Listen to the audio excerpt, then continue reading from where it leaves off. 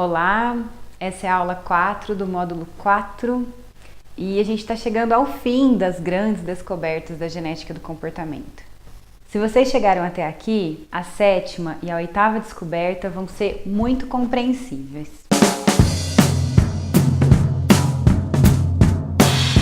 A 7ª descoberta diz que medidas ambientais mostram influência genética.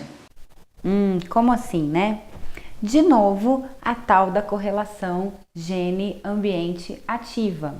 Se eu tenho uma medida que mostra influência ambiental, eu devo levar em consideração que nem sempre esse ambiente é imposto. Na verdade, o que se pensa é que na maioria das vezes os indivíduos selecionam, escolhem, moldam os seus ambientes de acordo com as suas predisposições genéticas. Tranquilo, né? A 8ª descoberta fala de genética de novo. Cansou? Não cansa não, tá? Porque a gente está estudando genética, então temos que falar dela. Essa descoberta diz assim: associações entre medidas comportamentais e medidas ambientais são mediadas geneticamente. Deu para entender?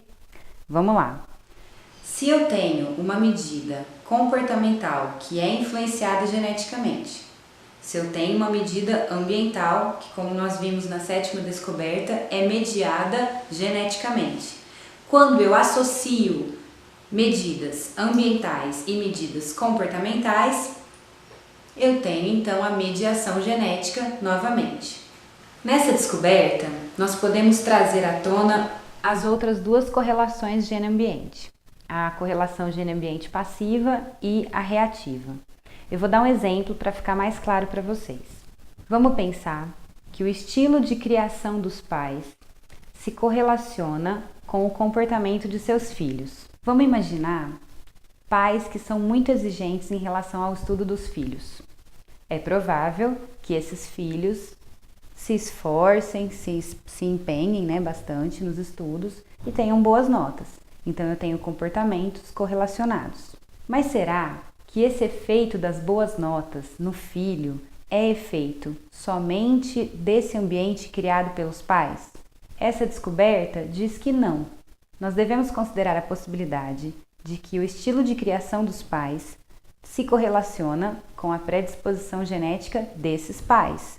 Então, a forma com que os pais criam os filhos com certeza tem influência genética. Como nós vimos, todos os comportamentos têm influência genética. Da mesma maneira, os filhos também evocam de seus pais alguns comportamentos.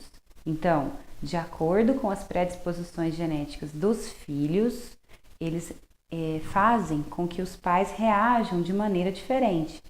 Vocês já devem ter visto, observado durante a vida que pais que têm filhos diferentes podem ter reações diferentes em relação a esses filhos. Então, provavelmente, vem dos comportamentos dos filhos.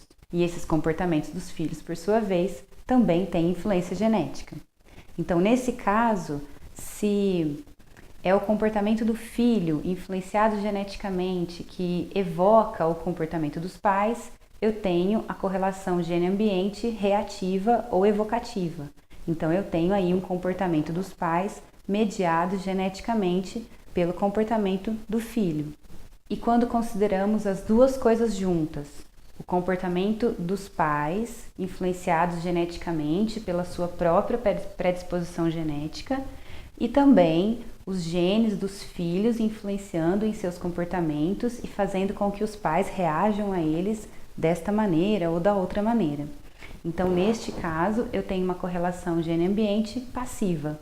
Então, sem que haja um esforço das duas partes, eles vão sendo influenciados pelo efeito dos seus genes. É isso. Por hoje é só. Até a próxima e última aula do módulo 4.